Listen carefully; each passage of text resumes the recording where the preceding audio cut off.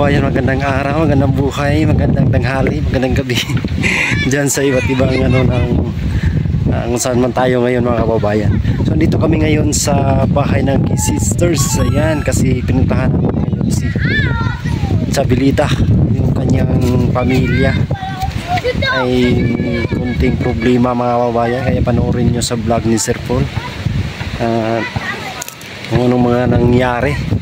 Kasi nagalit si Sir Paul mga kababayan, at medyo nadala na rin tayo sa mga pinagagawa ng tatay ni Chabilita.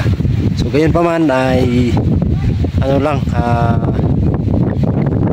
pag sasaayos sa kanila kung anong dapat gawin mga kababayan.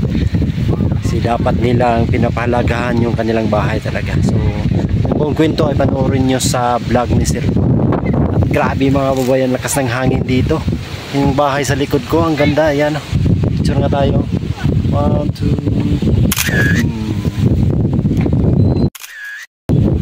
Ganda ng bahay. Grabe. Kabilaan. Ayan o, grabe, parang mapatpad yung cellphone natin na hinahawakan. Sobrang lakas po talaga ng hangin mga babayan. Ayan o, yung hangin, ang lakas. Ganyan-ganyan yung cellphone ba. Pakita nga natin. So yan po, grabe yung hangin dito. Kaya kahit mainit mga kababayan ay malamig pa rin. Kasi yung hangin napakalakas galing dito. So pag dito galing yung hangin mga kababayan, ewan ko kung amihan ba or habagat. Dito yung kanyang tawag nito. Dito tatago yung araw, yung sunset pala dito, sunset mga kababayan. Iwan ko kung habagat o umihan. Grabe yung lakas ng hangin. Ayan o, yung tanawin dito ay talagang maganda mga kababayan, napakaganda. So sina Sir Paul, si Madam Yola, so andun sina Sir Paul mga kababayan, nagka-live. So tayo rito ay titingin sa napakagandang tanawin at pagpapahangin dito. Grabe oh, ang lakas mga kababayan, sarap sa pakiramdam. Ang hangin dito siya dumadaan sa may malalim na part. Ayan. Tapos yung mga kabataan dito po ay naglalaro ng basketball. Ayan. Ayan, ano na sila dito. Meron silang palaruan ng basketball. Yung mga kapatid yan. Ito, si Angelo to. Ayan, si Angelo, kapatid ni Manzilo. Nakababatang kapatid ni Manzilo, si Angelo. Tapos itong dalawa, kapatid ni Julian. Ayan. Yun pala, naka-orange. Yung mga pinsan nila to, yung kalaro nila. Ayan o. Grabe yung hangin. Lakas. Ngayon makikita talaga natin ba na yung mga dahon ng mga puno at saka mga damo ay dadala ng hangin. Ayan. Lamig.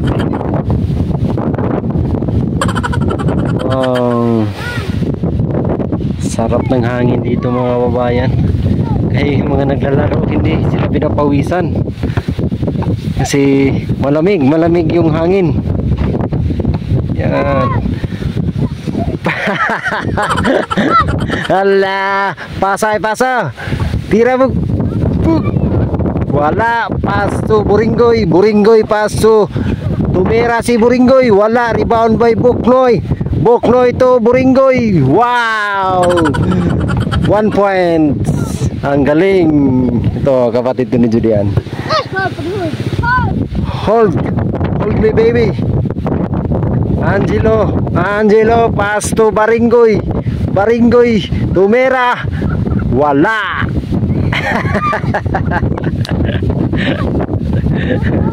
Saya. Okay. Buknoy nag-dribble. Pass to Angelo. Wala. Pass to. Rebound by Boringgoy, tumira. Wow. 2 points, Boringgoy. 11-2, Boringgoy. Lumiap. Wow. Galing ha. Galing ni Boringgoy ha. Ang kabataan mga bayan. Ganyan din tayo dati. Ayan, naglaro ng basketball. Pero ngayon masakit na sa tuhod. So maganda po yung panahon ngayon. Ayan, ang daming mga kabataan dito kasi walang pasok. Walang pasok po ngayon. So si Sir Paul ay nagda-live. Meron ano dito, Starlink. Ayan, dala ng naming Starlink. So ang ganda ng panahon. Yan. Ganda-ganda ng mga bahay dito. Ito yung paligid mga kababayan. Dito pag natapon yung kanilang bula dito sa baba, ang layo ng pagkukunan. Kasi malalim dito, napakalalim. Yan. Pag dyan natapon, goodbye. Kaya ingatan talaga hindi mapunta dyan. Tanawin po mga kababayan. Napakaganda.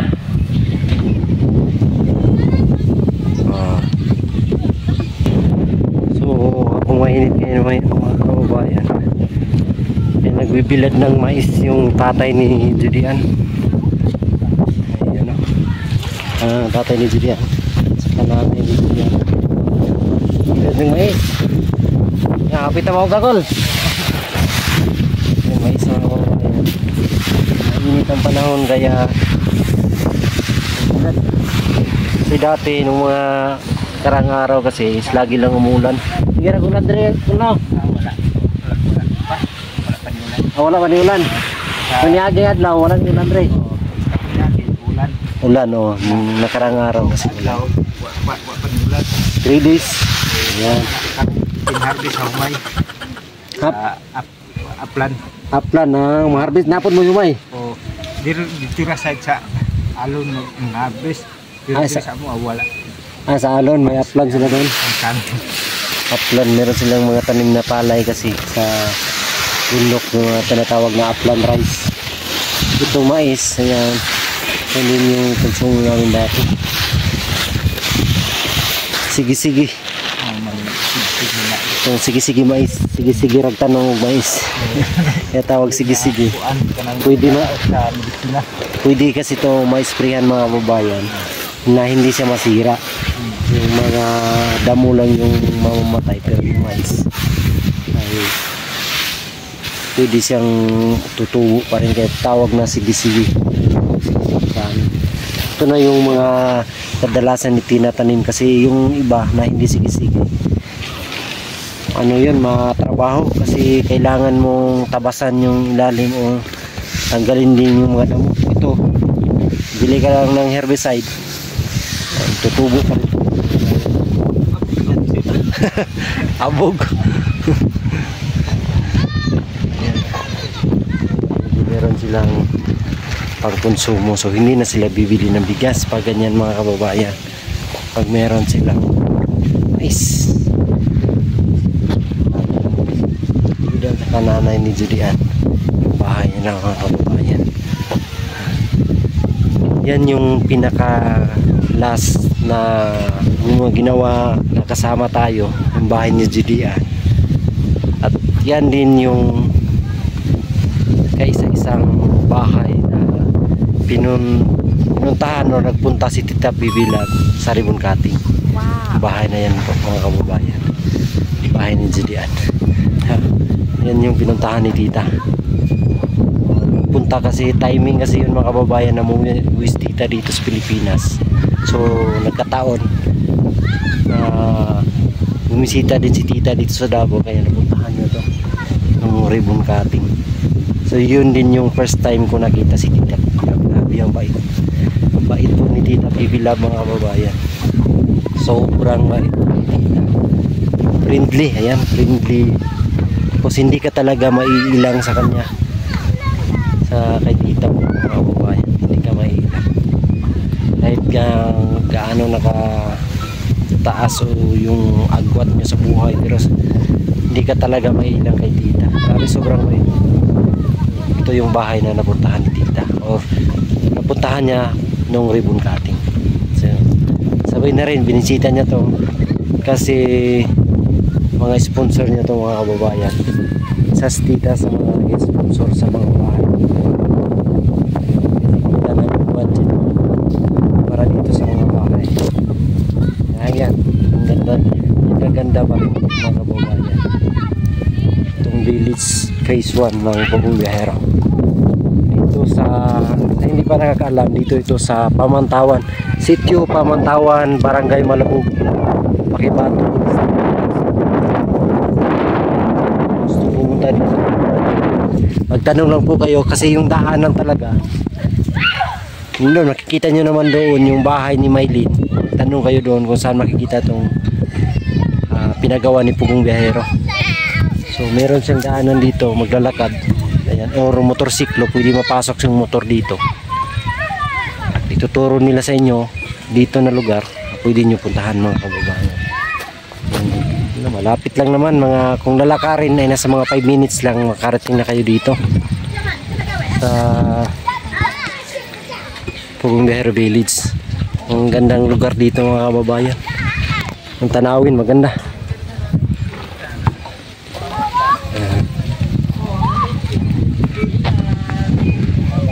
Yan, alis na po kami. At salamat po sa inyong lahat mga kababayan. God bless. We love you all. Thank you po sa mga nag-comment at nanood sa paglalakbay namin doon sa kabundukan. Sa mga charity viewers natin, thank you so much. God bless po sa lahat. Alis na po kami. We love you all. Bye bye. Mais.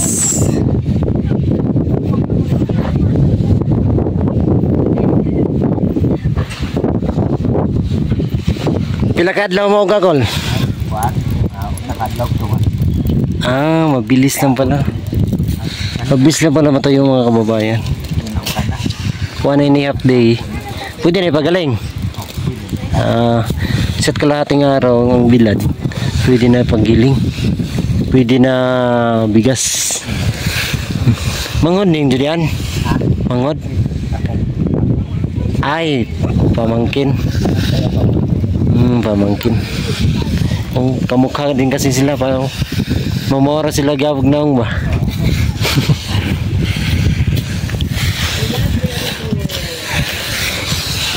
Kunting tiis ha, pwede na pagiling to. Mais. Kaya lamiya sa hangin diri. Bugno king hangin ba? Nabiglang hangin dito mga kababayan. Ayan si Judy ano. Hi Judian.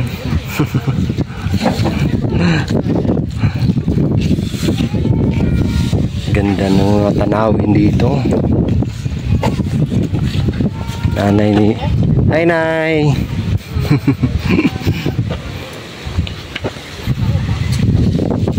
Ganda ng tanawin dito mga kababayan no.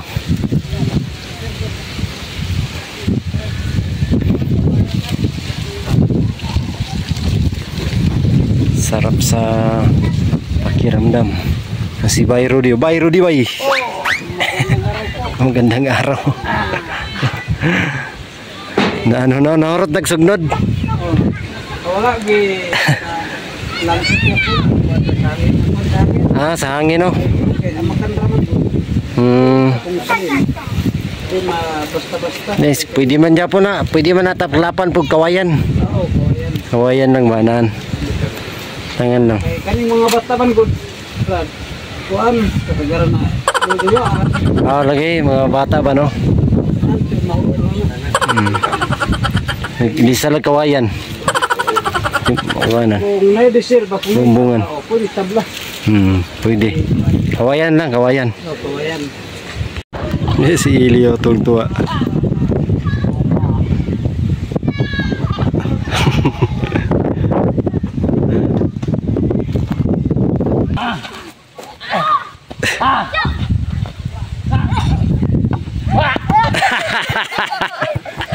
Tara na, uy. Uwi na tayo, sabi ni mama. Susumbong kita ngayon. Ate. Ate. Uwi na daw. Alam mo, si ate ma. Ayaw uwi.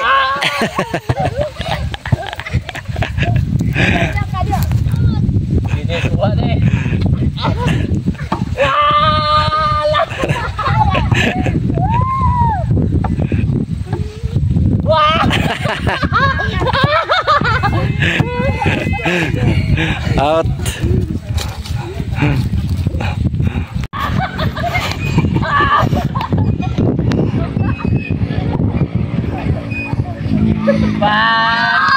Ala! Ala!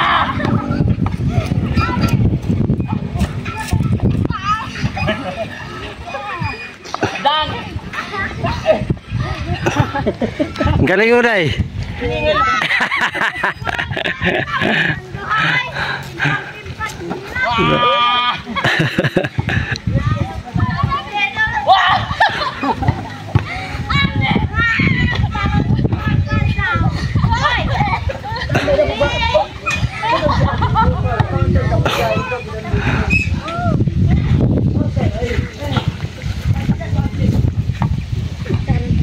Oh, iya.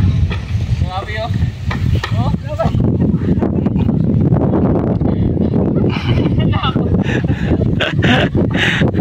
Surrender sab. Ayun mo daw. Talingan na ako. Tara, let's go.